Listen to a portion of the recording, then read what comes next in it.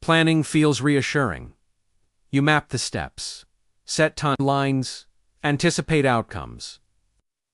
It creates the sense that things are under control. If you had a better plan, execution would be easy.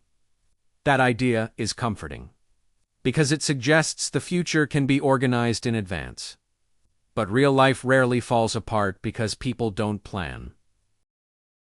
It falls apart because plans assume the future will cooperate. You make a plan, a clear sequence, logical steps, a reasonable timeline. At first, it helps. You feel oriented, prepared, less anxious. Then reality shifts. New information appears. Priorities change.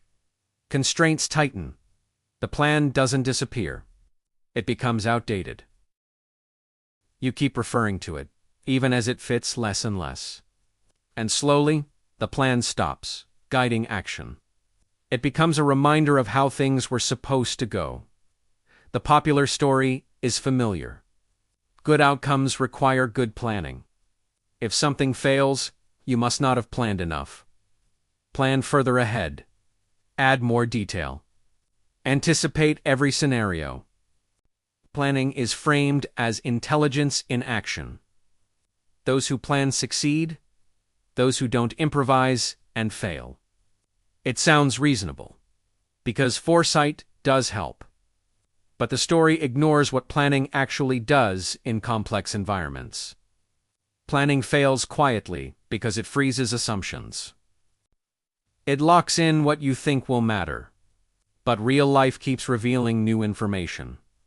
When plans are detailed, they become fragile. Small changes ripple. One delay affects everything. One constraint breaks the sequence.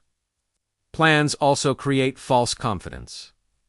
You feel progress before anything happens. This can delay real engagement with the work itself.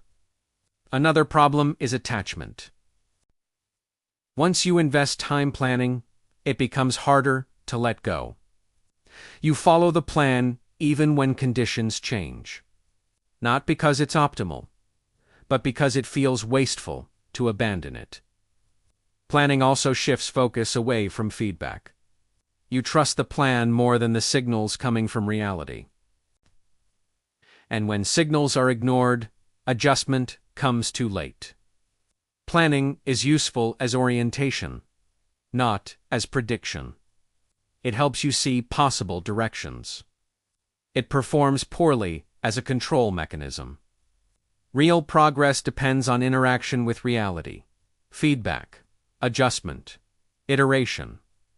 Plans describe a path, but paths only matter when the terrain stays the same.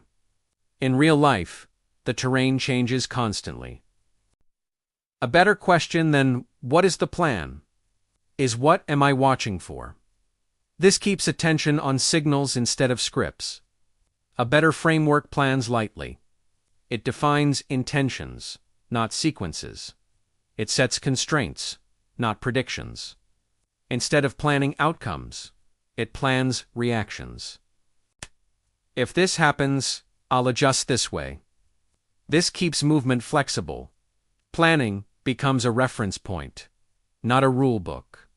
And reality becomes the guide. Planning promises certainty. But certainty is temporary. Real life requires systems that learn as they move. If your progress depends on accurate prediction, it will eventually stall. If your progress depends on responsiveness, it can continue. The goal is not to follow plans perfectly. It is to stay oriented while adapting, quietly, attentively, over time. If this helped you think more clearly, you'll probably enjoy the next essay.